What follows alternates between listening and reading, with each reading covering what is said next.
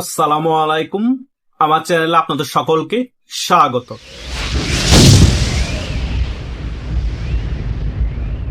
গতকাল থেকে একটা জিনিস আমরা মিডিয়ার মধ্যে দেখতে পাচ্ছি, হবিগঞ্জের বৈষম্য বিরোধী ছাত্র আন্দোলনের সদস্য সচিব মাহাদি হাসানকে বিএনপি গতকাল থেকে দৌড়ের উপর রেখেছে।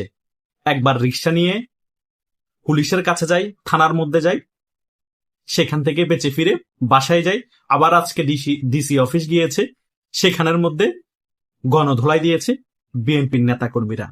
আমার কথা হচ্ছে, বিএনপির নেতাকর্মীরা যখন গণধোলাই দিয়েছে তখন আমরা বিএনপির কোন নেতাকর্মীদেরকে ভিডিও ফুটেজে দেখি না, শুধু দেখি মাহাদি একা একা মায়ের খেয়ে মাথা ধরে রেখেছে, তার আশেপাশে দু একজন লোক আছে, সে সকল ভিডিওগুলো আমরা গণমাধ্যমে দেখতে পাই। সে মেডিকেলে শুয়ে আছে, তার কোনো ব্লিডিং হচ্ছে না, তার গায়ের মধ্যে কোনো আঁচড় নেই, শুধু শুনি তাকে বিএনপি নেতাকর্মীরা মারতে চেয়েছে। গতকালকেও সে থানায় গিয়ে বেঁচে ফিরেছে, আজকে ডিসি অফিসে গিয়েছে, সেখানে উত্তম মধ্যম দিয়েছে। আমার কথা হচ্ছে, কি এমন ধোলাই দেয় যে তার কিছুই হয় না, সে অভিনয় করে। আমার কথা হচ্ছে, এই সকল সমকামীদেরকে কেন এত প্রমোট করা হচ্ছে, কেন এত নাটক? এটা তো নাটকের অংশ ছাড়া কিছুই না। এর মধ্যে একটা লেকলা, গায়ের মধ্যে কিছু নাই, ফু মারলে বাতাসে যে উড়ে যাবে, তাকে তো দুটো থাপ্পড় দিলে সে ঘুরে পড়ে যাওয়ার কথা। বিএনপির নেতা কর্মীরা এতই দুর্বল যে এর মতো একটা টোকা, এর যার গায়ে কিছু নাই হাড্ডি ছাড়া, তাকে মেরে একটা হাত পাও ভাঙতে পারলো না, এটা কেমন ধোলাই হলো?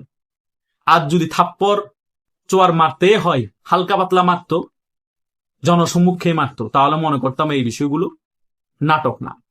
আর যদি নাটকও হয়, নাটকটা আরো সুন্দরভাবে করতো, স্ক্রিপ্টটা ভালো হতো। এখন যে স্ক্রিপ্ট, এটা কিন্তু আমরা বুঝে ফেলেছি, জনগণকে আর বোকা বানানো যাবে না। হঠাৎ হঠাৎ নতুন নতুন নাটক এনে আওয়ামী লীগের হাইপ যেভাবে সারা বাংলাদেশ ছড়িয়ে পড়েছে, সেই হাইপটাকে কমিয়ে ফেলবেন, কখনো হবে না।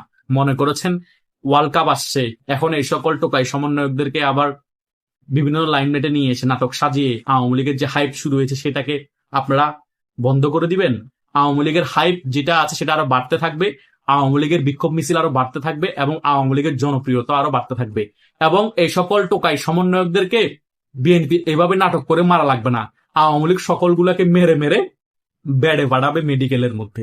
দেখেন না, বিএনপির অনেক নেতা কর্মীদেরকে খাগড়াছড়িতে, নোয়াখালীতে, বান্দরবনে মেরে মেরে এখন বেড়ে পাঠাচ্ছে।